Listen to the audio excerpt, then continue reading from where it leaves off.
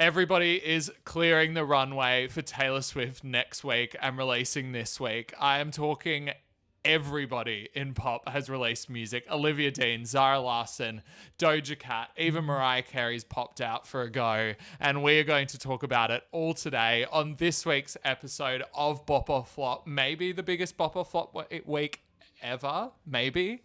I think we had one more that was pretty big, but this one feels pretty big.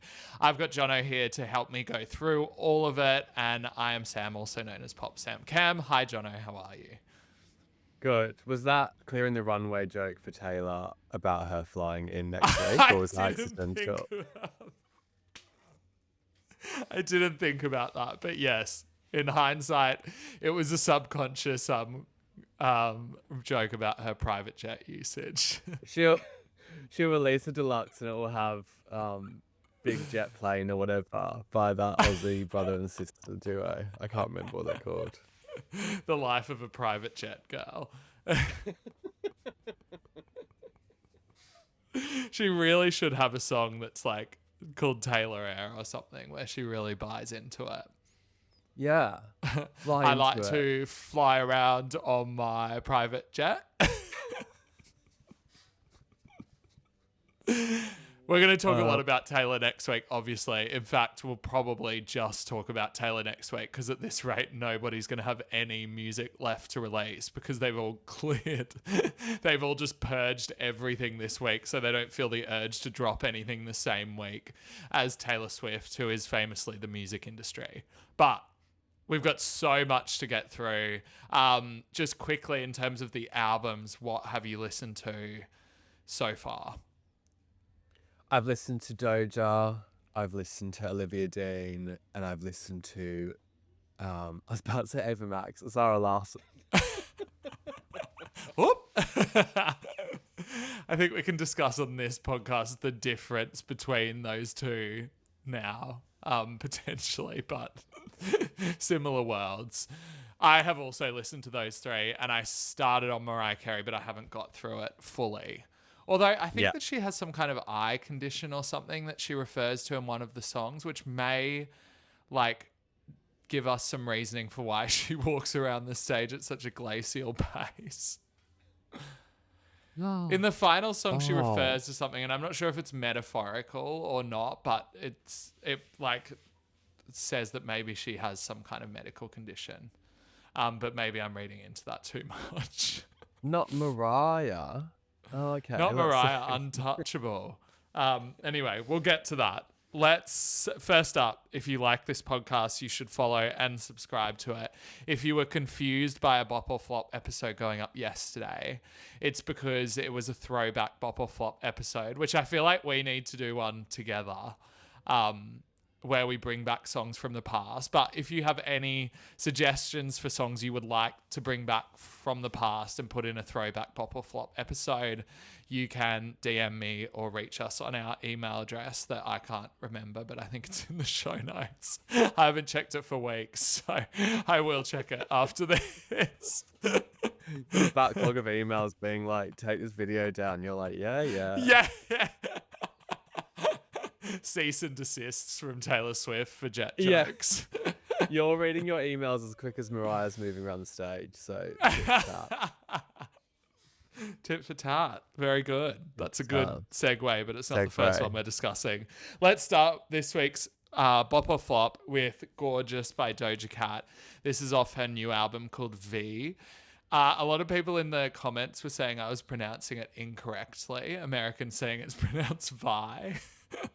But I'm sorry to tell you, but given the amount of French she leans on this album, I'm 99.9% sure it's V. And I don't know if you know, but I actually spent some time in France. So here we go. Exchange, living there. What? I feel you keep pronouncing things wrong. So I'm glad for once you've got it right. I think it is V. I actually have my speech quite together this week compared to last week, I feel. Good. I don't. Let's talk about Gorgeous. they wasn't grilling before. They gon' be really mad when we hit the floor. It's a crime to be gorgeous. I am a big Doja Cat fan. I've been a fan of all of her albums. You have a bit more of a turbulent history with Doja Cat, and she tends to get on your nerves. So Yeah. I'm interested to hear your thoughts on it, but I'll just give my obvious thoughts on it, which is that I love this song. I feel like she has a way of making songs that should feel quite flat if any other artist took it on, quite like exuberant. And I feel like this has a polish and a sheen to it that obviously her last album was missing. Perhaps doesn't have as strong a hook as Jealous Type, but I think it's just as effective. I'm a fan. What do you think? It definitely sounds more polished. Her voice sounds really mature. You can tell. I think she said somewhere that she's been working on her voice, and even though it's cringe, she had to just lean into it. And you can tell on this because she does sound incredible. And on the album, I mean, she's so talented. Yeah, I find her interviews and comments really grating sometimes. And to be honest, I kind of never want to see anything about her apart from the music probably ever again. But that's because I just respect her so much as an artist. But I feel like she's been less annoying this era. Yeah, but she hasn't explained to me how she's just completely gone back into a pure pop album after she trashed Hot Pink. There's been no bridging narrative about that. That's true. Yeah.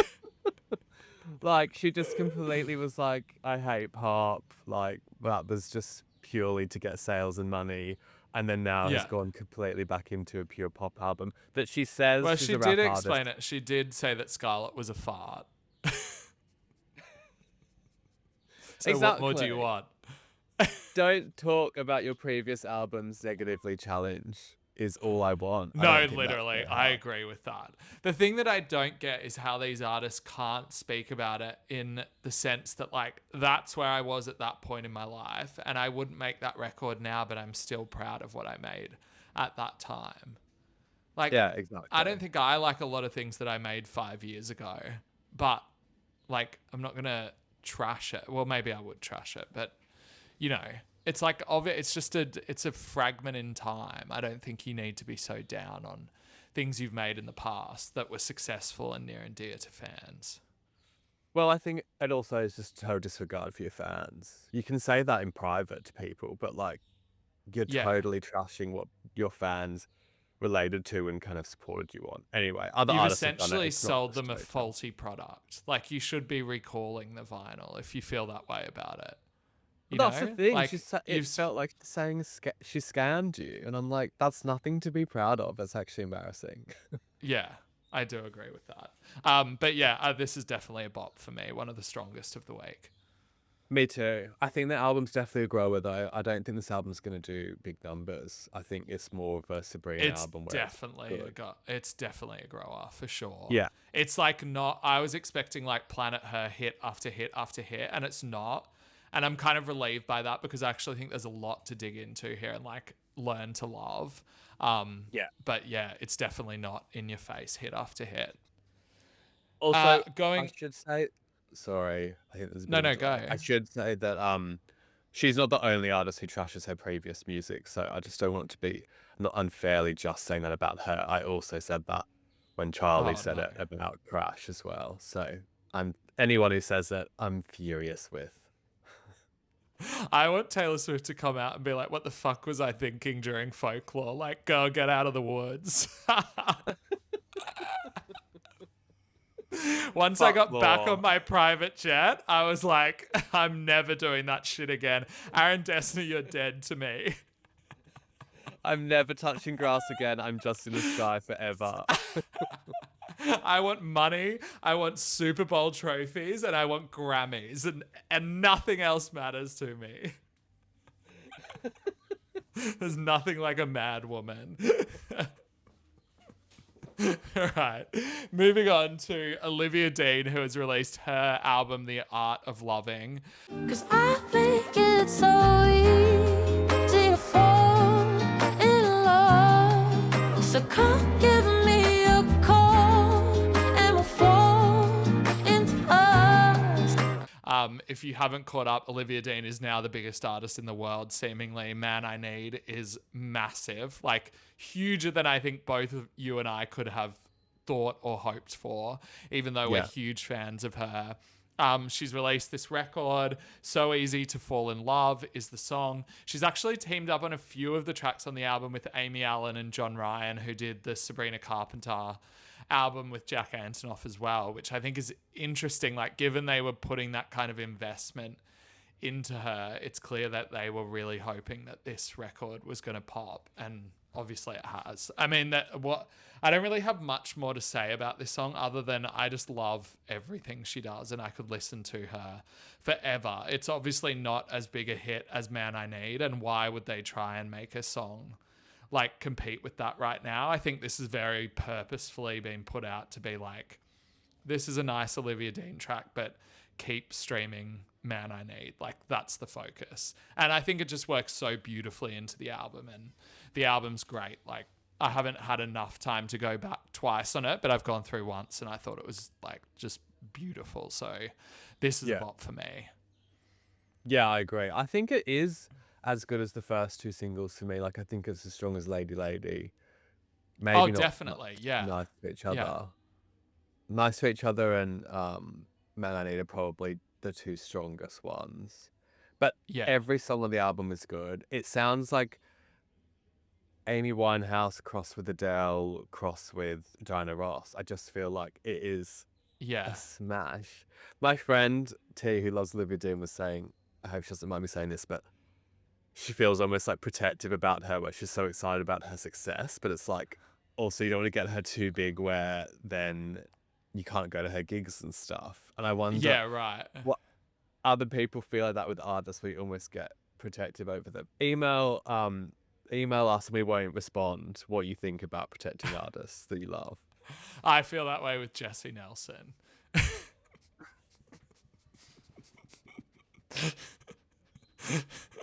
I feel that way about Taylor Swift's Pilot. I was so cross that they became a huge star. I wanted them to be a secret. It is frustrating. Like, it's a weird thing because it's so good to see someone you love thrive and like really connect in the way that you feel like they should. But at the same time, you're like, oh no, this was like my secret. And I've seen this artist like with 1,000 people. It was like watching Chapel, and I was like, no, like it was really easy to get tickets like a week ago, and now she's the biggest artist on the planet. Like, too much. Pull back. Yeah. But happy for her success, and she deserves it. Also, I just love that all the clips of her that go viral on TikTok are of her performing. Like, the only other person I can think of that happened for was Chapel.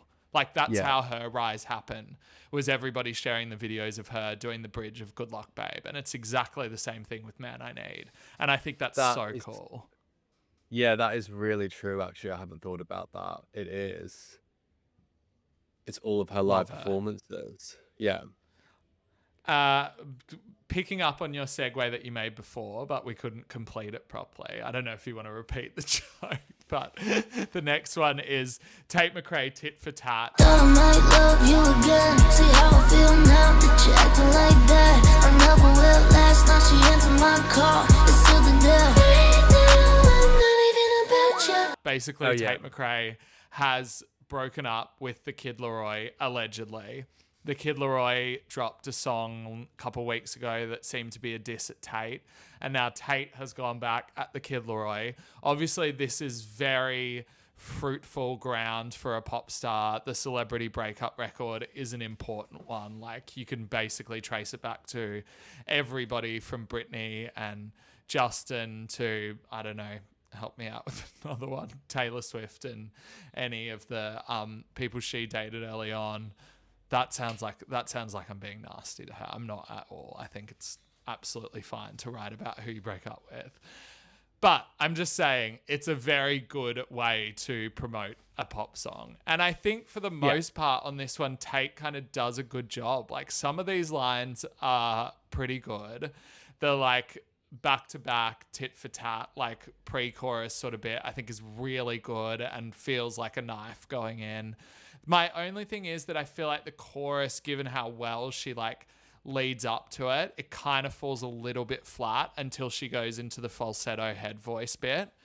But that's a small criticism, and I think that this is a good sign that she's starting to grow on me, and she's starting to like put a bit more personality and individuality into her music, which has been my biggest complaint. I don't know if you feel the same, that this is giving a little bit more of who she is. Yeah, Tate McRae. I don't know. I can't get past her lower register voice. Well, it just yeah. really doesn't do it for me. The higher register voice, or when she goes falsetto, is beautiful. Really and good. It is. It's like excellent singing, and her voice really suits that. But for me personally, I can't get past the low register and the cursive kind of singing, and it really takes the color out of the song, and that's all I can hear or focus on. But I think this will do well for her, and I think it's definitely the right trajectory for her. That's just my personal. Yeah. No, I think you're right, and the color comment is correct, because I think that's the issue with the chorus. It flatlines so much because of that voice. But I don't really know what else she can do. I don't know. I feel like she's used that voice successfully in the past better. Yeah. Like a song like You Broke Me First, I think she does utilizes it really well. And I guess Sports Car, because she breaks it up with the like speaking bit, kind of works as well. But too much of it just sucks the life out of the song. It just doesn't fit for me. It doesn't sell it. Yeah. It sounds like you're on X Factor auditioning back in 2008. And I just don't want to hear it again. Diana Vickers. Diana Vickers is making a comeback. Is she? Yeah. I'm probably being targeted on TikTok because she's probably just like any gay guy. Yeah, I was going to in say, I the haven't UK seen this. I am targeting, and it's working. I'm buzzing for a comeback. All right, I'm giving that. I think I'm going to give it a bop, to be honest. What are you going to go with? I mean, give it a flop for me. I won't listen to it again. Next one is Mariah Carey and Anderson .Paak play this song. Play this song by yourself, and your friends don't talk about it, about your suffering in your silence. Mariah and Anderson are reportedly dating or going around together. What? He has worked, I think, on various moments on this album, but this is his like one true feature. I think that this just works so well for Mariah to do right now, because I think that going into this kind of like modern hip hop trap sound, as much as she's done well with keeping up with trends throughout her entire career, I feel like now's the point to really like lean on her legacy and lean on her voice, which is clearly still there and clearly still very good. And this does a really good job of being like vintage and retro and throwback while also still feeling fresh. And that's something that Anderson .Paak does extremely well, obviously. This has kind of a Silk Sonic vibe to it. Their storytelling between the two of them throughout the whole thing is really good. And to be honest, I think it's kind of the best we could hope for from a Mariah Carey song in 2025. I'm impressed by this. What do you think? I completely agree. I hated the first single, whatever it was called. I never want to hear that again. Yeah, Type Dangerous. I like Type Dangerous. I hated it. But this song I was jumping out of my skin for, and I just want an album where it's just Mariah and Anderson, because everything you said I completely agree with. That's why I was so excited. Well, this might be your album. They're allegedly dating, because I want there to be a pure album of this, not Type Dangerous. Sorry to well, from what I've heard from this album, like I did a quick listen to like half of it. It feels more in this world than Type Dangerous. Okay. I think you're going to like it. Okay. I'm excited to listen. Yeah. I mean, what a legend. Bop from me. Bop from me. Bop from you too.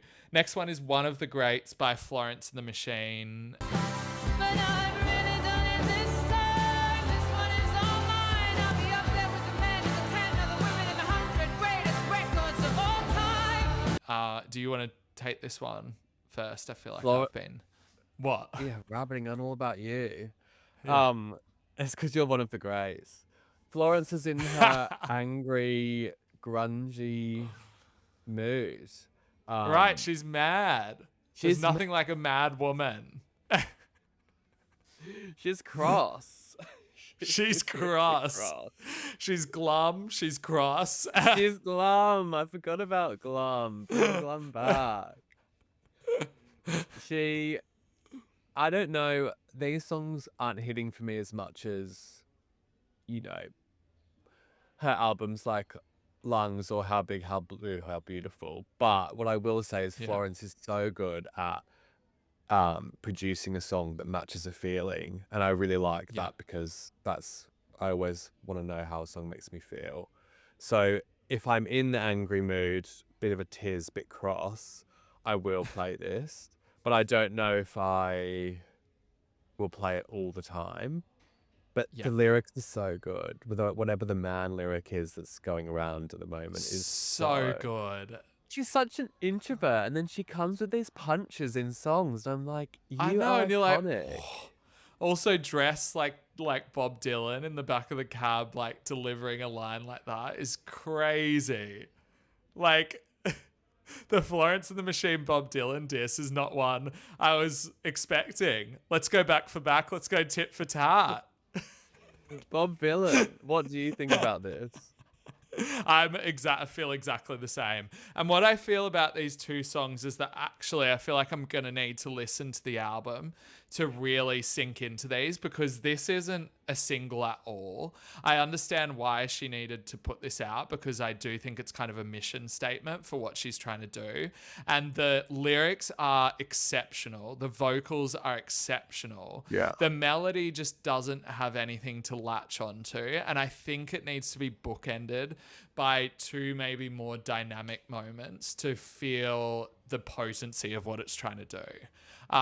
So I feel like I can't give it a flop because I really am impressed by what she's doing. But I do need something more to really help it shine. But I do think that the vibe that she's tapped into for this album, thematically, she's kind of nailing it, which is why I'm excited to just hear the whole thing together. Yeah. It's probably what Haim did, where you know the songs are good, but you just want to listen to the album in full because you know it will fit better. Yeah, right. Exactly. Yeah. So it's a bop from me. Is it a bop from you? It's a bop for me. Yeah. Okay. Let's fire through the next few ones because we've got so many to get through. Yeah. Not Okay by 5 Seconds of Summer. I'm not okay. I like the darker side of me. That part of me comes out to play when I'm with you. I tossed up between putting this in here or not. But I just like a band that's like well over a decade into their career and has made a career out of like basically being like a teenage girl kind of band early on in their career. To come out with something like this, I feel like it felt kind of in your face and a little bit obnoxious. And like, I just liked this switch up for them because nothing they've done over the past like 5 years, maybe, beyond like a few things off perhaps Youngblood, has really pricked my ears up. And when I saw the cover for this and like I heard it, I was like, oh, okay, this, like, I'm intrigued. I think this is a good switch up for them. So it's a bop from me. I agree. I was totally ready to judge this song and be like, oh, what's this crap? And I was nodding along. It's Yeah. a fun song. And I was like, am I 5 sauce down now? I don't know. You are. Youngblood. Anyway, bring back 5 sauce. They're doing it for me. So Yeah, the comeback's Well done. working. They're back. Another band that's back. Oh, we're just in our Australian section of the podcast, which we're going to do every week now. Tame Impala have released Dracula. We've been up and down on the singles so far. We both loved End of Summer, but we were iffy about Loser. And now we've got Dracula, which feels like a bit of a disco tinge track. In the end, I hope it's you and me. In the darkness, I would never leave you. Never see me in the light of day. It's far too late. The time has come. This one is better to me than Loser. More melodic, really slinky. Like, I love the synth work. I think that it's a successful track, but again, I'm going to need to hear this album because I am not tying the thread between these 3 songs right now. No, and it definitely feels more like classic Tame Impala, which I guess It is does, slightly yeah. disappointing given the first song, which seemed Yeah. really fresh and a slightly different direction. So maybe it seems more now like the album will be classic Tame and maybe their first 2 singles were the variants. I really hope not. I'm wondering if this Same. one's been thrown in just to like appease them. Because people were Maybe. filthy about the house track not having any guitars on it. So now he's like, well, here's Borderline Part 2. True. We'll have to wait Yeah. and see. But it's not We making will. me too... It's dulling the excitement for the album compared to End of Summer. The first track had me really excited, and I'm Yeah. less so now. Yeah. Okay, next one is Second Sleep by Magdalena Bay. We're out of the Australian section, back to the Americans. Second sleep is calling out to me. If I don't wake up, oh, I have the sense not to make a mess. This, I think, is just a double single, Second Sleep and Star Eyes, following on from their last record. Why can't I think of what it was called Imaginal right now? Disc. Imaginal Disc, exactly. Yeah, only one of the most memorable titles of last year. But they have released this song. This is so luscious. Like, the production, I mean, I heard this back to back obviously with the Tame Impala song and then this one, and I was like, oh my god, this one puts the Tame Impala song to shame, because Yeah. the place that they take this, like, towards the end is so beautiful and expansive. I loved this. Maybe my favorite of the week. What did you think? It is really good. I love Magdalena. Her voice is incredible. And Bay on the drums sounds good too. I think it's a very Magdalena Bay. It's Bailey. a bop. I feel like they do such slightly old pop incredibly well. I don't think you can Yeah. teach it. I don't know how they do it. It's kind of what Florence did with Lungs, where you're just like, this is incredible hooks and melts in your brain. I love it. It's a bop. And not afraid to, like, take it too big as well. Like, I feel like a lot of people would shy away from the ending of this song because it's kind of a bit on the nose, but they just sell it so well. It's so well done. This is another bop for me. It's just a week of bops. Have you flopped anything? As per. No, I haven't. The closest I would come to flopping anything would be the Florence song, but I'm not even close to flopping that. Yeah, okay. Well, you were so glum last week, so you have to be more positive this week. I was quite glum last week. It's because I was in Germany last week and now I'm in Italy. I've got a different joie de vivre, to borrow a quote from one of their neighbours. No, You can tell I've been listening to Vi. I'm in Italy speaking French and speaking about Australians. You could not be more cross-cultural than that. Cross. Now we move to Sweden. Zara Larsson has a new album out called Midnight Sun. Shine on me, kiss me in the dark. Tell me I look beautiful underneath the stars. Head on your chest, that's my favorite part. Don't we look beautiful underneath the stars? This is Blue Moon from the album. The album is 10 tracks. It's just like straight. It's not even straight down the line pop music, but it's just like pop music that packs a punch. I just felt like it was the most cohesive thing she's ever made. And while Blue Moon is probably not my favorite from the album, I do really like it. And I think that the chorus is really good. I just love this like 180 she's done on her career. I think it's really cool for somebody who was really slipping it, as you did a little Freudian slip before and almost called her Ava Max. She was absolutely slipping into the Ava Max territory. And the difference with how this album has been received compared to Don't Click Play is night and day. It's insane for two people who are going on the same trajectory. So impressed. This is a bop from me. Yeah. I think differently to you, though. I think this is the second strongest song on the whole album, and it should have been the first single. Do you? She After Midnight really, Zara, if you're listening, please delete Pretty Ugly from your discography and never play it because again. that made everybody be like, what the fuck? I think that was a really smart move. It's really bad, and I just really can't get past it. And it actually set up the era for me in a bad way, because I really was like, okay, she's going for tacky and cheap. Whereas without Yeah. it, I see the vision of Blue Moon and Midnight Sun. So I think this should have been the first single, Midnight Sun should have been the second, and then the album. And I I'd really get it. Like, I feel like Yeah. it sounds like she recorded this album at the Jersey Shore t-shirt shop. And like, it all just works for me in that way. Yeah, but Pretty Ugly sounds like Sammy and Ronnie are singing it. I want JWoww and Snooki. Exactly. I want JWoww and Snooki. Okay, fair. Yeah. We're never going to agree on that. Did you come around to Crush eventually, or is it still annoying you? I never listened to it again, really. But I do think it fits better in that album. When I listened to it in the context of the album, I thought this is much better. But Pretty Ugly fucking pisses me off, and I never want to hear it again.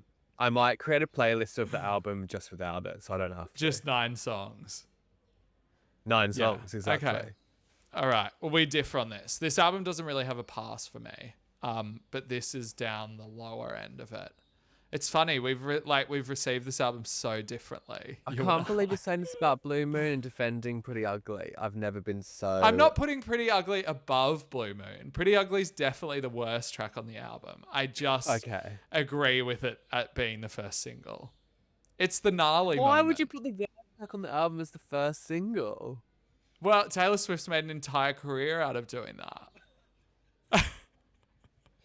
We are going to be rinsed by the Swifties from this episode. She's living rent-free in our heads. We're on the runway with her. She really is. We're thinking about her a lot. I'm excited for the album. I'm really excited for the album, actually. I'm Yeah. really excited. We're just, it's tall poppy syndrome. You go for who's at the top. That's all. Exactly. Also, she is an easy... These are low-grade jokes. We're not actually attacking her character. Anyway. Oh, such low-hanging fruit. Yeah. We're going to get kicked off the air. We're going to be the next Jimmy Fallon. Okay, pick it up next. Selena Gomez and Cardi B. This is off Am I the Drama? The reason I added this week is because the album was not out when we recorded the episode last week. So I thought we should just take a minute on the album. Pick it up, where we left off, can give it up. I've been missing y'all, let me know if this is up. I said your love is like a drug. I listened to it while I was running and I was like, oh my God, this just won't stop, this album. It just went on forever, which is such a shame because there was like at least 12 moments that I would have been like, great. Like Man of the Year, where she really gets into the Offset stuff. I was like, this is amazing. Like, we've never heard Cardi this vulnerable. This one, Pick It Up, that I've added is a pop hit. Bodega Baddie, like, really goes off, but it's way too short.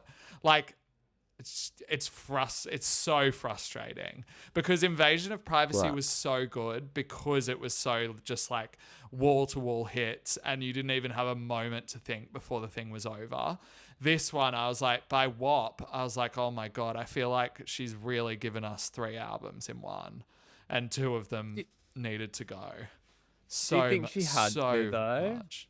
If she gave a short album after 7 years, surely everyone would say, where's the rest of it?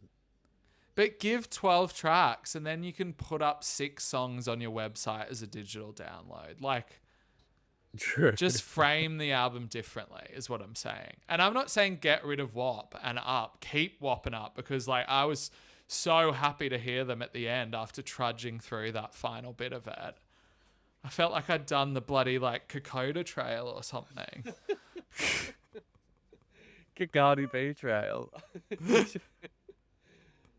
But this song didn't stand out This song to I me. really like. It didn't. It didn't. No, it didn't. What I did think stand I like out to Cardi you?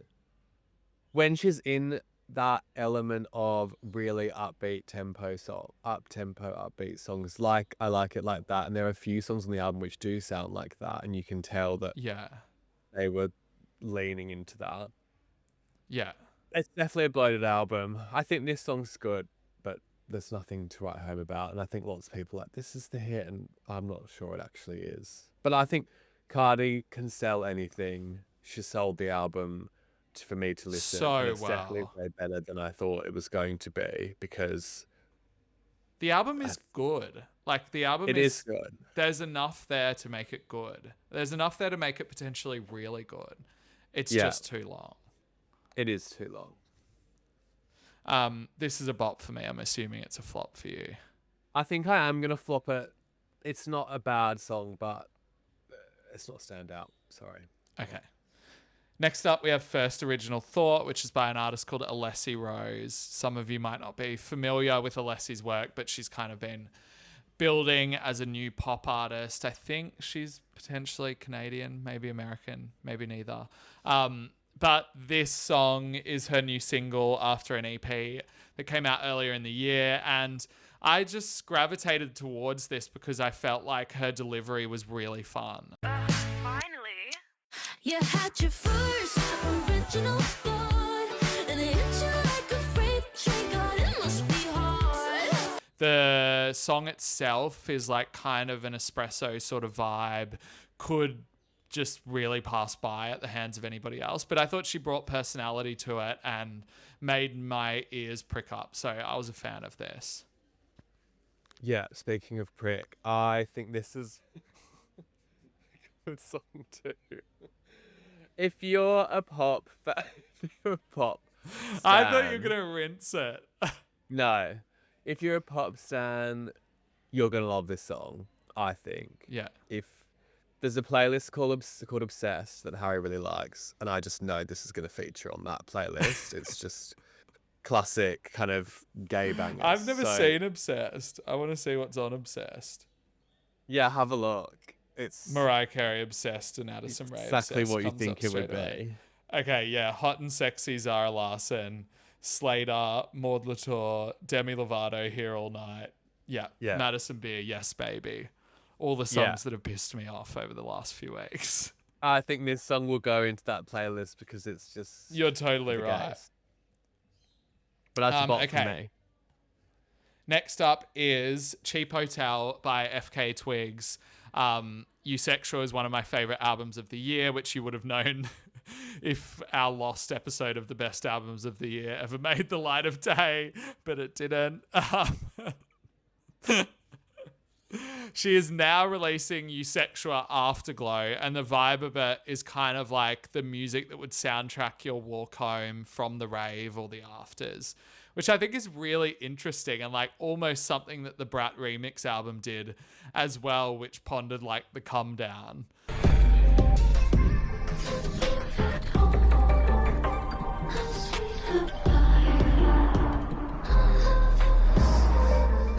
This song is weird as hell. Like, it's so bizarre. It basically has no structure, but it literally does feel like walking home as the sun is coming up. And it's exciting to me because I do think that some of Eusexual was more straight down the line in terms of the like pop melodies, and this feels like she's gonna like tear that up a little bit, and I'm excited to hear that. I'm not sure it's like the most obvious bop, but it's an intriguing bop for me.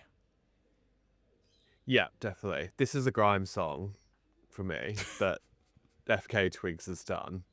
But I think in a good way. I think she's done it well. But I Yeah. don't see how this is any different to a lot of Grimes' discography. But I hadn't thought of that.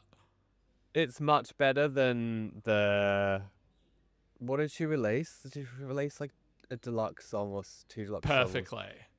Yeah, and that was so boring to me. So I'm really glad. Perfectly is so good.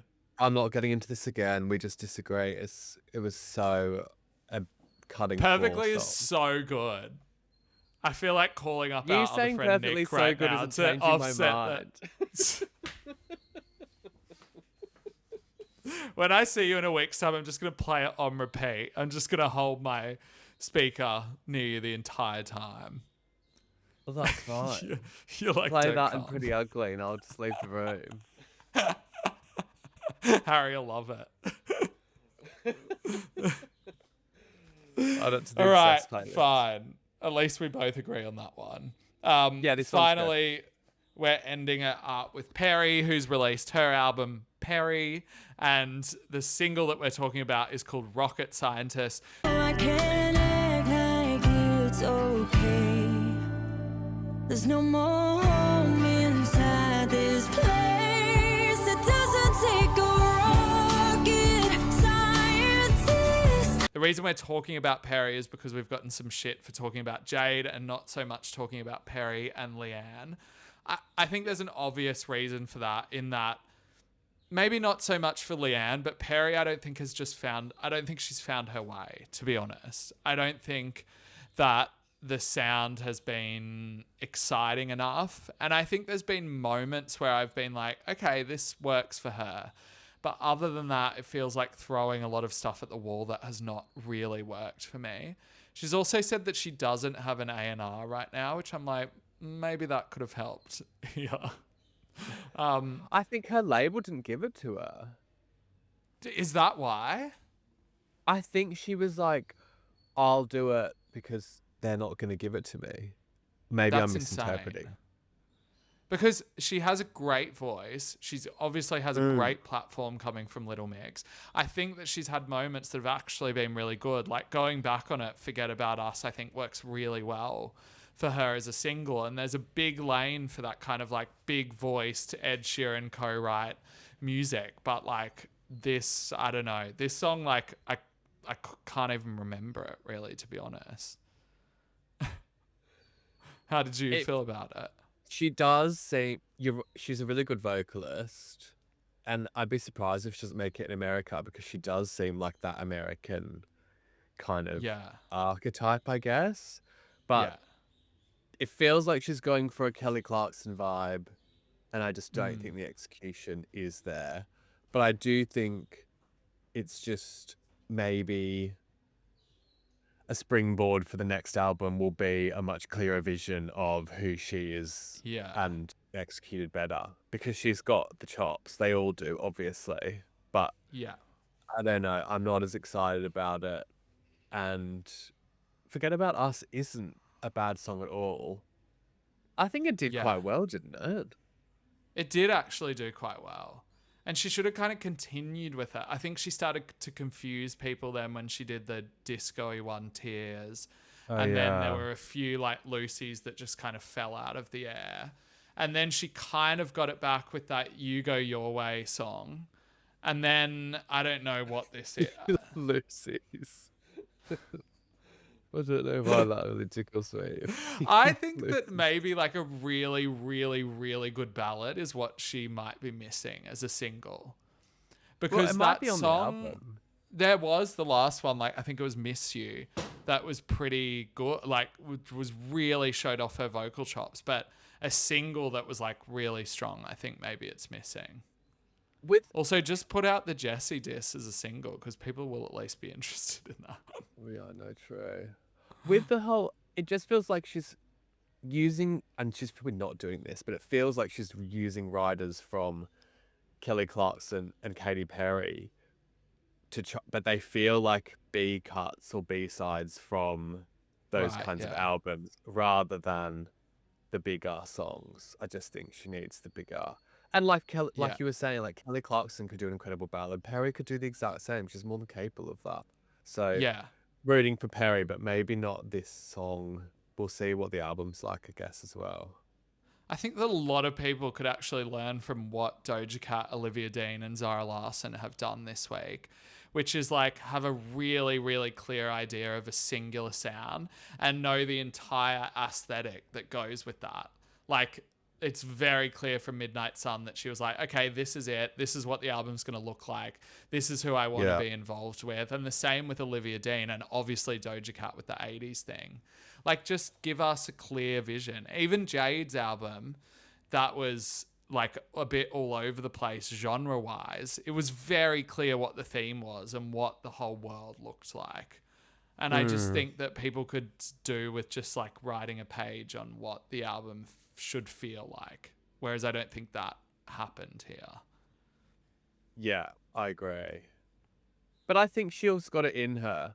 I also think with the springboarding thing, I think Zara, her next album will be huge. I think this is kind of the Yeah. pocket she's in, is where Sabrina Carpenter was with Emails I Can't Send, where she's getting traction and people are saying she's underrated. So I think if she has, the next album will be the 1-2 punch that could really Yeah. propel her into I feel like if mainstream she has a stardom. really good song in May next year, Yeah. like that's going to be the sweet spot. Yeah. Yeah. Anyway, that's it for Bop or Flop this week. Pop's MCAM's New Music Friday playlist on Spotify or Apple Music if you want these songs and more, all in a tidy little playlist. We'll be back next week with the Taylor Swift album review. We should do it on a private jet.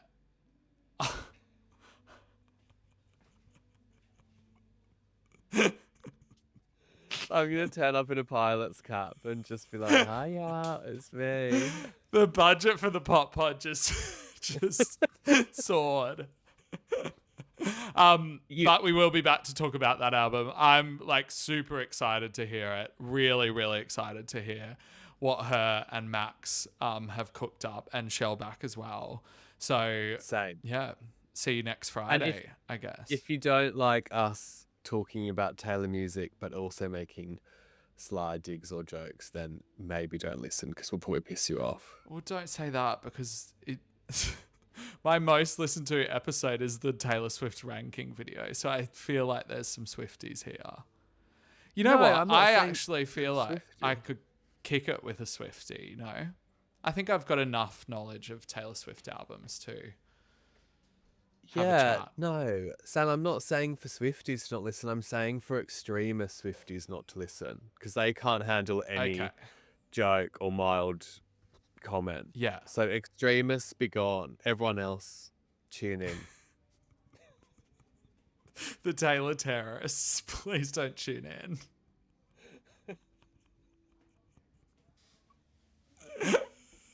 God, we've really done a good run up to this album. Anyway, I'm excited to hear it. We're going to talk in depth about it. I'll probably also react to it. So there's going to be heaps of stuff going on next week. But thank you for listening to us, and we'll see you next week, unless you're a Taylor terrorist.